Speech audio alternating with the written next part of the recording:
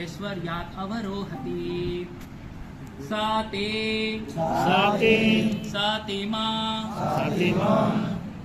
साते मां विनशेत वीरा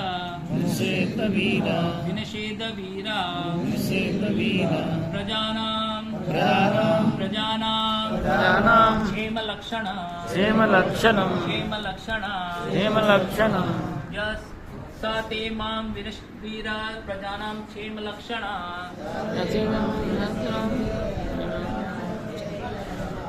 यस्मिन् विनस्ते निपति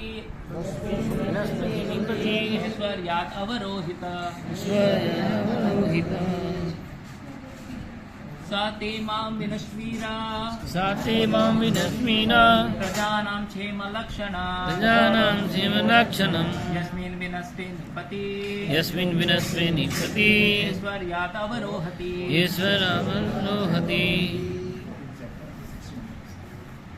अनुवाद और तात्पर्य शिला प्रभुपाद द्वारा। जय शिला प्रभुपाद। मुनियों ने आगे कहा, अतः हे महान वीर, आपको सामान्य जनता के आध्यात्मिक जीवन को विनष्ट करने में निमित्त नहीं बनना चाहिए। यदि आपके कार्यों से उनका आध्यात्मिक जीवन विनष्ट होता है तो आप निश्चित रूप से अपने ऐश्वर्यपूर्ण तथा रजोचित पद से नीचे गिरेंगे। तात्पर्य शिला प्रभुपाद द्वारा। जय। प्राचीन काल में विश्व के प्राय सभी भागों में राजतंत्र था, किंतु धीरे धीरे जैसे जैसे आदर्श धार्मिक जीवन में से इंद्रदीप्ति के ईश्वर विहीन जीवन में राजतंत्र का पतन होता गया, विश्व भर में राजतंत्र हटता गया। किंतु जब तक सरकारी व्यक्ति धार्मिक ना हो और महान धार्मिक पुरुषों के पद चिन्हों का अनुसरण ना करे, तब तक राजतंत्र को मिटाकर उसके स्थान पर प्रजातंत्र को लाना पर्याप्त ना होगा। नेक्स्ट श्लोक में देखेंगे हम लोग। आज प्रयास करूंगा 3 श्लोक लेने का। तो 17 नंबर श्लोक में, राजन असाधु आत्मभे शोरा दिव्य प्रजा निप रक्षण यथा बलि विहान इह प्रत्यय मोदते। अनुवाद और तात्पर्य शिला प्रभुपाद द्वारा। जय श्री प्रभुपाद। मुनियों ने आगे कहा, जब राजा दुष्ट मंत्रियों के तथा चोर उच्चकों के उत्पातों से नागरिकों की रक्षा करता है तो अपने इन पवित्र कार्यों के कारण वह अपनी प्रजा से कर प्राप्त कर सकता है। इस प्रकार पवित्र राजा इस संसार में और मृत्यु के बाद भी सुख भोग सकता है। तात्पर्य शिला प्रभुपाद द्वारा। जय शिला प्रभुपाद। इस श्लोक में एक पवित्र राजा के कर्तव्य का बहुत सुंदर वर्णन हुआ है। उसका सर्वप्रथम कर्तव्य है कि अपनी प्रजा को चोर उच्चकों के साथ ही साथ उन्हीं जैसे मंत्रियों से भी सुरक्षा प्रदान करे। पहले मंत्रियों का चुनाव नहीं होता था, वरन राजा ही उन्हें नियुक्त करता था। फलतः यदि राजा पवित्र या कठोर नहीं होता था तो मंत्री चोर उच्चक्के बन जाते थे और दीन जनता का शोषण करते रहते थे। यह देखना राजा का कर्तव्य है कि सरकारी मंत्रालयों या सार्वजनिक विभागों में चोर उच्चकों की भरमार तो नहीं हो रही। यदि राजा अपनी प्रजा की रक्षा चोर उच्चकों से सरकारी सेवा तथा जन मामलों में समान रूप से नहीं कर सकता तो उसे कर लेने का कोई अधिकार नहीं है। दूसरे शब्दों में, जो राजा या सरकारी नागरिकों पर कर लगाती है वह कर तभी ले सकती है जब वह राजा या सरकार नागरिकों की चोर उच्चकों से रक्षा कर सके। श्रीमद् भागवत के 12वें स्कंद में सरकारी सेवा के इन चोर उच्चकों का वर्णन मिलता है। कहा गया है, प्रजस्ते बक्षियंस्ति मलेक्षा राजने रूपीण, यह दम्भी मलेच्छ शूद्रों से भी निम्न अपने को राजा कहकर अपनी प्रजा को सताएंगे और उनके प्रजा का वर्ताव निम्न स्तर का होगा। इस तरह से गंदी आदतों एवं मूर्खतापूर्ण व्यवहार के कारण प्रजा भी राजा के समान हो जाएगी। भाव यह है कि कलयुग के प्रजातांत्रिक काल में सामान्य जनता शूद्रों के स्तर तक पतित हो जाएगी। जैसा कहा गया है, कलो शूद्र संभवा, व्यवहारतः विश्व की सारी जनसंख्या शूद्र हो जाएंगी।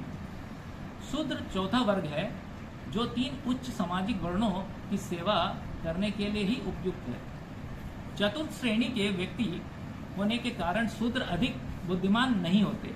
क्योंकि आज की प्रजातांत्रिक युग में जनता इतनी पतित हो चुकी है कि वह इसी श्रेणी के व्यक्ति को चुन सकती है, किंतु इस शूद्रों द्वारा संचालित होने पर सरकार ठीक से नहीं चल सकती। द्वितीय श्रेणी के व्यक्ति, जिन्हें क्षत्रिय कहा जाता है, बुद्धिमान साधु पुरुष ब्राह्मणों के निर्देशन में देश की शासन की डोर संभालने के लिए उपयुक्त होते हैं। अन्य युग, सतयुग, त्रेता युग तथा द्वापर युग में जनता इतनी पतित नहीं थी और सरकार के प्रमुख का चुनाव नहीं होता था। राजा ही सर्वोच्च कार्यकारी पुरुष होता था और यदि वह किसी मंत्री को चोरी करते पकड़ लेता था तो वह तुरंत उसका वध करवा देता था या सेवा से निकाल दिया जाता था।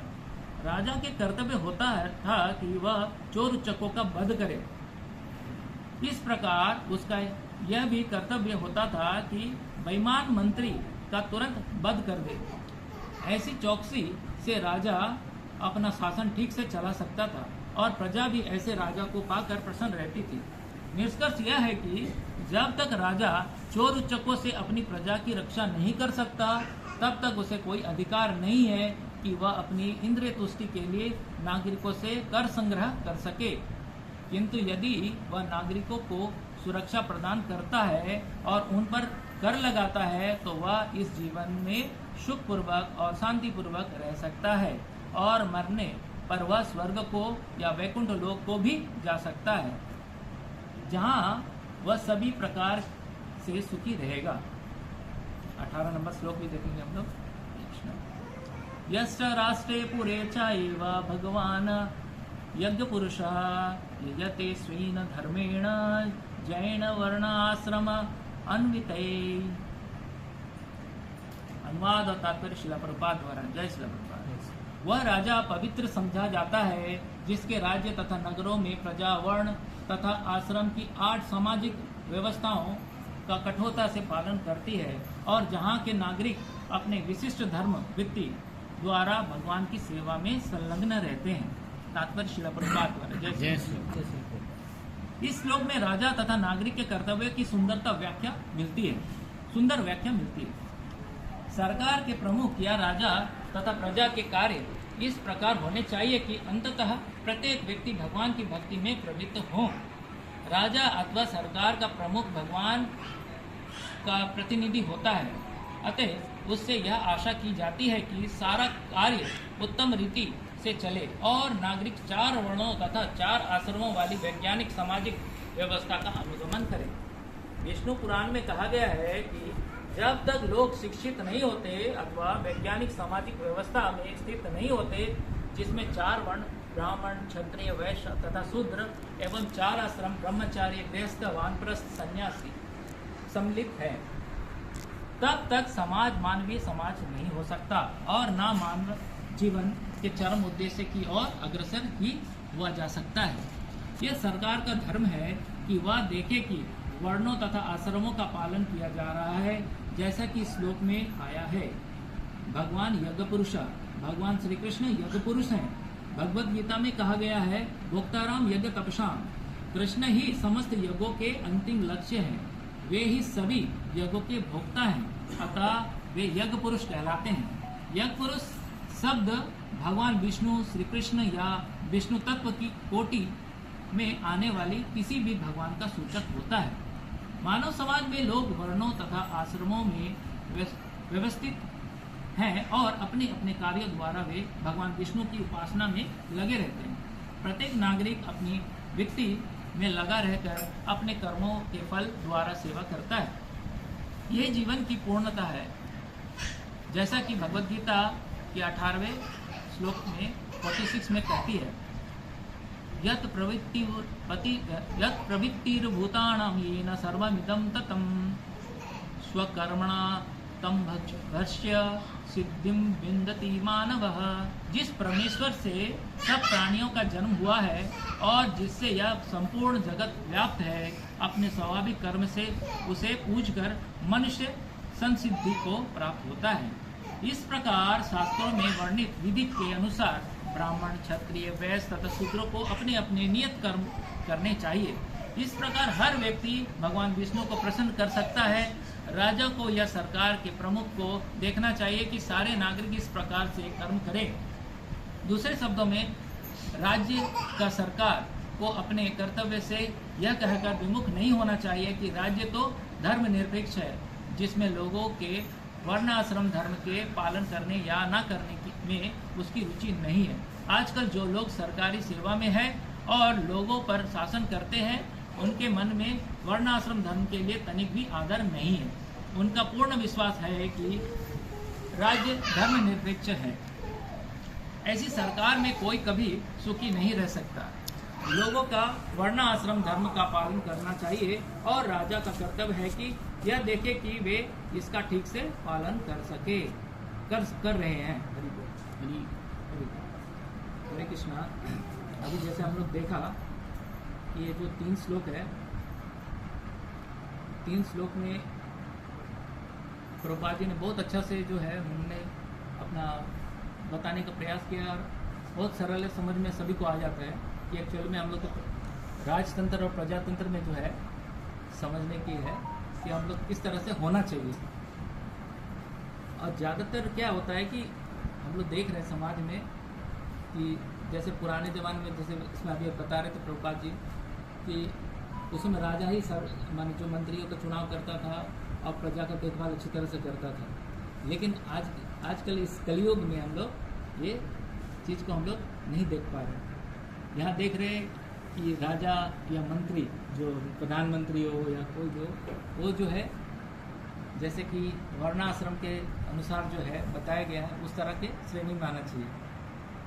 लेकिन इसमें प्रभुपाद जी ने पहले भी बताया था कि जो कोई, जैसे कि हम लोग कृष्ण भावनामृत में है, तो कृष्ण भावनामृत में आने से हम लोग क्या है कि हम लोग इस वर्णाश्रम को मानते हुए गृहस्थ जीवन में हम लोग अगर भक्ति करते हैं, तो कोई शूद्र भी अगर भक्ति करता है, अगर वो ब्राह्मण का जो गुण उसके पास है, तो वो भी ब्राह्मण का कैटेगरी में आ सकता है और उसको मानते हैं हमारे जैसे इसको।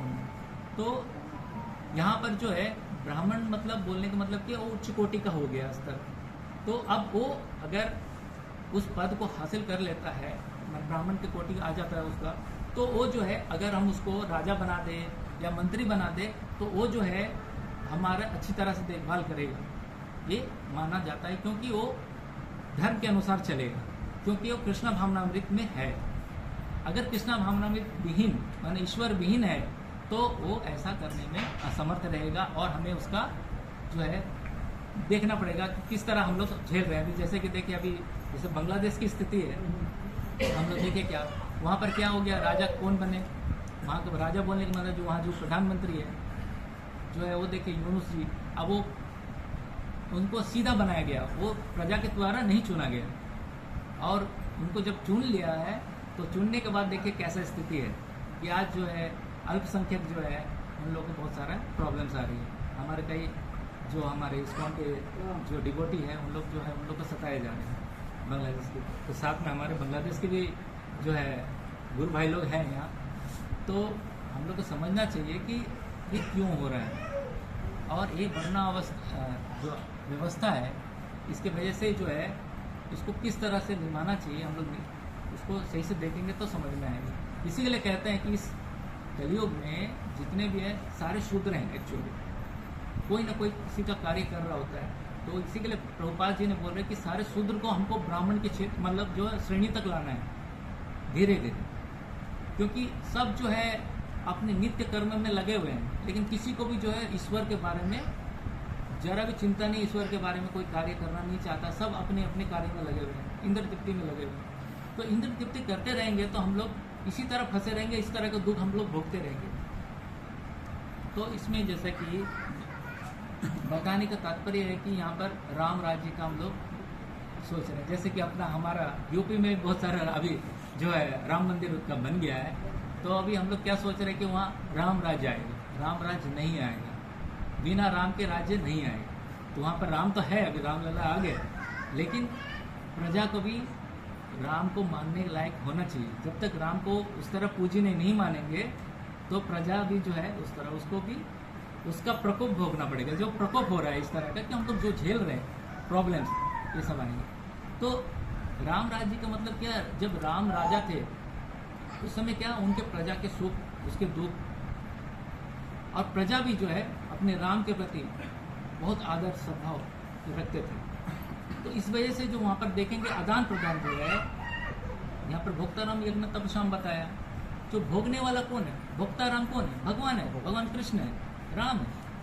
अब वही बस जो है उसका आस्वादन ले सकता है, और हमारा काम क्या है सेवक का, तो हमको जो है उनका सेवा करना है। तो हम लोग सेवा करने का बहुत सारी विधि बताया गया, तो हर तरह का विधि से हम लोग जो है भगवान की सेवा कर सकते हैं। लेकिन वो कैसे पता चलेगा, जब तक हमारे लिए हमारा हर एक जो व्यक्ति के कृष्ण भावना भावित जो है नहीं होंगे, व्यक्ति जो है कृष्ण भावना भावित नहीं होगा, तब तक हमें समझ में नहीं आएगा। और हम लोग हमेशा सोचते हैं कि सब सोच रहे कि अपने आप सब सुधर जाएगा। कुछ लोग हमारे हैं ऐसे लोग तो सोचते हैं कि नहीं भगवान तो है ही नहीं, भगवान है, कोई बोलता भगवान नहीं है, भगवान का कोई होता तो फिर हमें बचा सकता था। बहुत सारे ऐसे अपने अपने धारणा है, क्योंकि उन पर खुद पे विश्वास नहीं है, क्योंकि कभी शास्त्रों का अध्ययन किया नहीं है तो कैसे पता चलेगा, और कभी सत्संग में आया नहीं है। जब सत्संग में आओगे, शास्त्रों का अध्ययन करोगे, माला जाप करोगे, अकॉर्डिंग टू कृष्ण भावनामृत जो हम लोग उसका पालन करेंगे कि कैसा करना चाहिए, तब जाके हमें मालूम चलेगा कि भगवान कौन है, उनका सेवा किस तरह से किया जाता है, भगवान किस तरह से प्रसन्न होते हैं। और भगवान ऐसा प्रसन्न होना चाहिए कि भगवान हमारे लिए सोचना चाहिए, भगवान को हमारे लिए मतलब तलब होना चाहिए कि भगवान ये जो मेरा भक्त है इस किस तरह से हमारे पास आए और उसके लिए मैं व्यवस्था करूँ। तो अभी देखिए आप लोग सब यहाँ बैठे हुए हैं, तो भगवान ने एक व्यवस्था बनाई है कि यहाँ पर जो इस कृष्णा मंदिर में, यहाँ पर 5 नंबर मंदिर में हम लोग जो है सब इकट्ठे हुए हैं। तो भगवान ने कोई ना कोई जरिया से व्यवस्था की है कि यहाँ पर आके जो है भगवान नाम का प्रचार में सब सहयोग दे रहे हैं, और साथ साथ जो है हम यहाँ पर कुछ हमें सीखने मिल रहा है कि किस तरह से भगवान को हम प्रसन्न कर सकते हैं, खुश कर सकते हैं। ज़्यादातर हम लोग देखेंगे यहाँ पर भेड़ का जो स्टोरी आया है, यहाँ पर इसमें भेड़ की कथा है, इस जो भागवतम में भेड़ की कथा है। भेड़ की कथा में हम लोग क्या देख रहे हैं, जो भेड़ है अंग महाराज का बेटा, करेक्ट है। तो अभी क्या है कि अंग महाराज का कोई पुत्र नहीं होता है, संतान नहीं होता है, काफ़ी दिन हो जाते हैं। तो उन्होंने जो है यज्ञ करने का मन बनाता है और यज्ञ करने के लिए तैयार हो जाते हैं, करते हैं। तो उस यज्ञ कुंड से कोई आता नहीं है, कुछ भी प्रभाव नहीं पड़ रहा है। तो इसी से देख के जो ऋषि मुनि वहाँ होते हैं, जो बोलते हैं ना, जो राजा उस समय राज ऋषि होते थे, मतलब उस राजा जो है हमेशा अपने ऋषियों के ब्राह्मणों का उसको सलाह से ही हम आगे कार्य करते थे। तो इस तरह उन्होंने देखा कि उनसे सलाह मांगी कि ऐसा क्यों हो रहा है, ऐसा क्यों नहीं हो पा रहा है कि हमारा जो है इसका कोई फल नहीं मिल रहा है, कोई आन नहीं रहा, क्यों? तो उन्होंने देखा कि ऐसा है कि आपने पूर्व जन्म में कुछ पाप किए थे, उस वजह से जो है आपको ये नहीं हो पा रहा है। तो आप कृपा करके आप विष्णु को आप आराधना कीजिए, विष्णु को बुलाइए। तो हवन कुंड में विष्णु को बुलाएंगे, जब विष्णु जब आएंगे तो क्या होगा, धीरे धीरे सारी देवी देवताएं जो जितने भी हैं उनके पीछे पीछे आ जाएंगे, क्योंकि जहाँ भगवान होते हैं उनके पीछे सारे उनके जो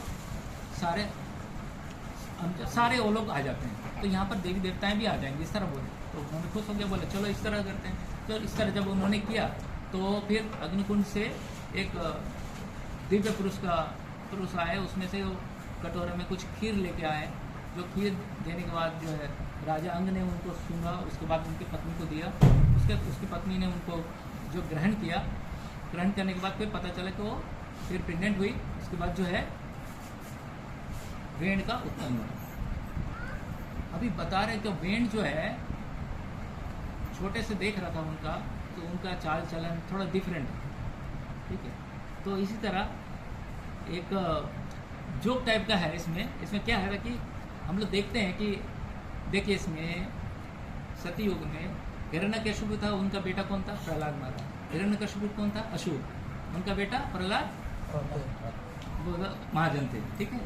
उसी तरह प्रहलाद महाराज का पुत्र विलोचन, उसका स्वभाव क्या था? असुरी। उसका पुत्र कौन है? बलि। वो महाजन जो है महाभागवत हुए, ठीक है। तो इसी तरह एक छोटा बच्चा ने ऐसी सभा में पूछ लिया कि पिताजी कि देखिए राम जी जो है अपने पिता का कहना माना और जंगल में गया तो ग्रेट इंसान बन गया, ग्रेट बन गया, हाँ, महान बन गया। और यहाँ देख रहे हैं कि प्रहलाद महाराज जो है अपना पिता का कहना नहीं माना तो महान बन गया। तो आप बताइए कि मैं आपका कहना मानूं या ना मानूं?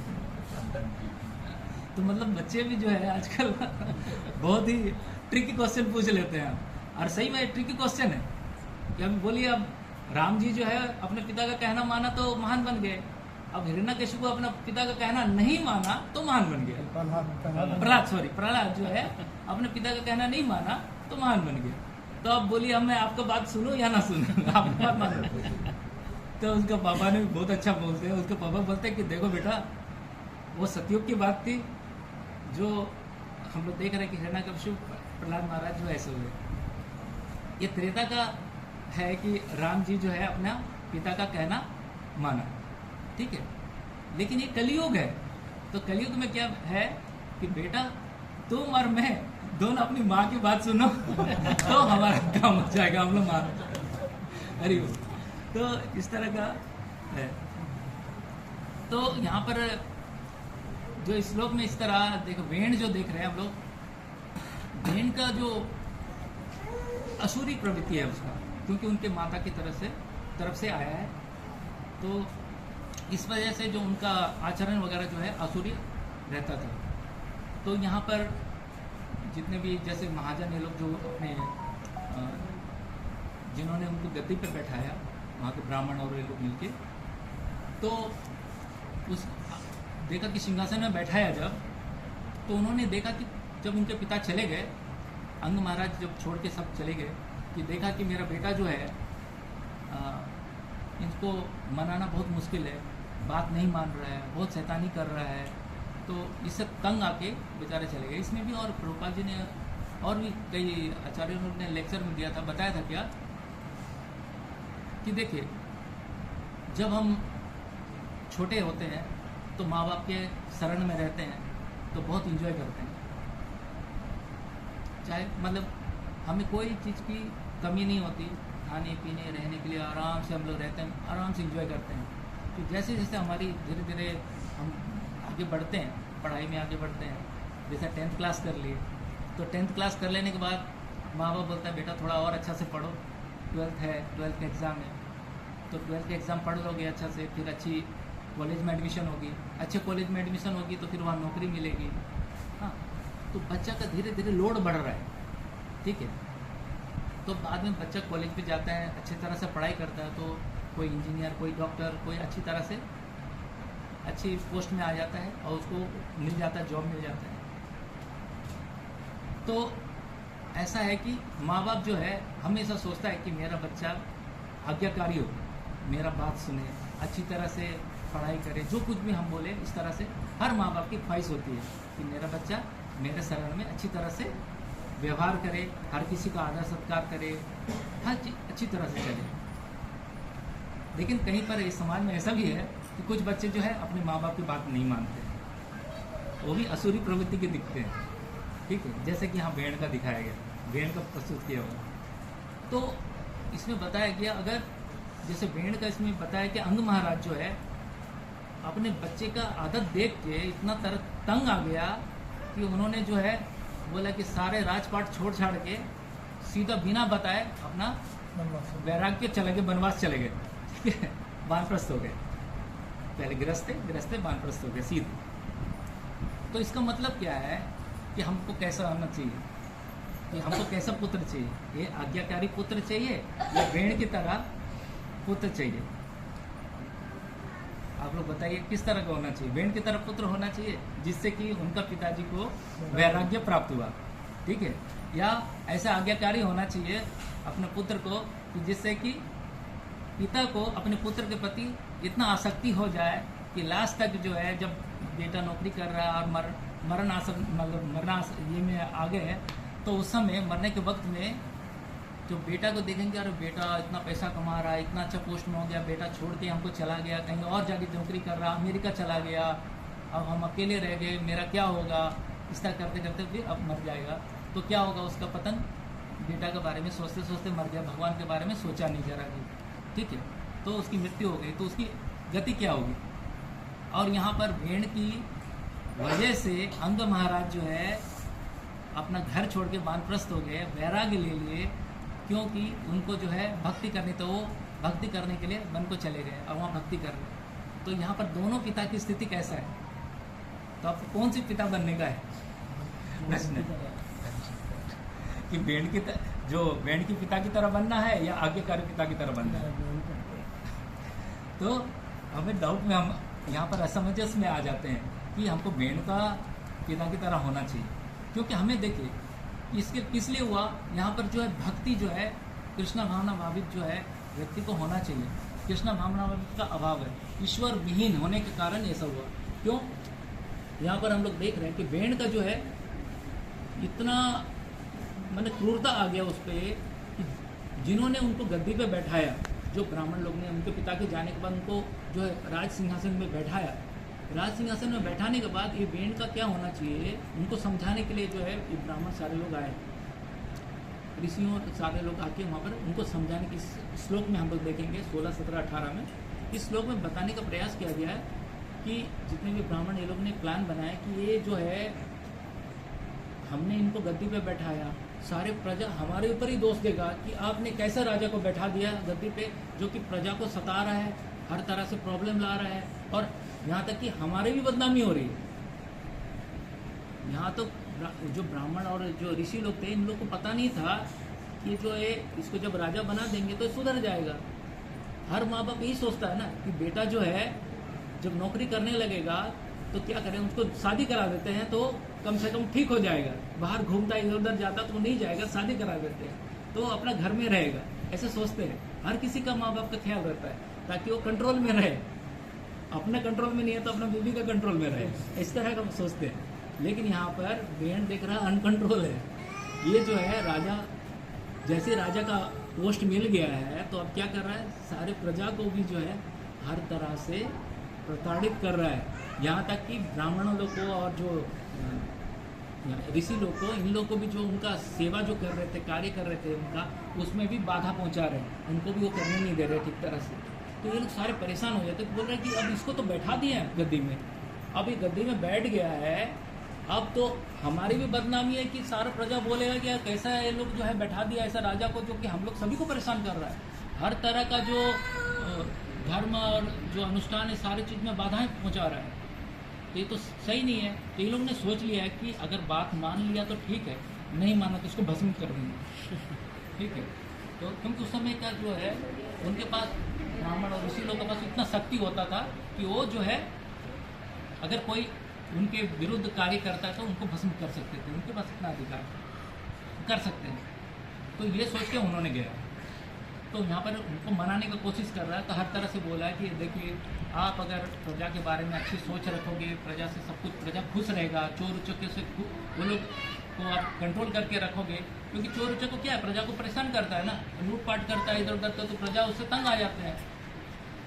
जब राजा अगर उस व्यवस्था को अगर कंट्रोल कर ले, अच्छी तरह से रखेगा, तो अब जैसे कि हम लोग देखते हैं ना, हम लोग टैक्स देते हैं ना भाई, तो टैक्स हम लोग किस वही कर है, और टैक्स कैसे देते हैं, किस लिए देते हैं हम टैक्स, कि हमारा जो है जो राजा है, हमारा जो मंत्री है, जो हमारा प्रधानमंत्री है, वो हमारी हर तरह से रक्षा करे, हमारी प्रॉपर्टी की रक्षा करे, हमारे जान माल का रक्षा करे, है ना, खाने पीने का भी वो सब चीज़ का भी व्यवस्था करे। तो इस तरह का होना चाहिए।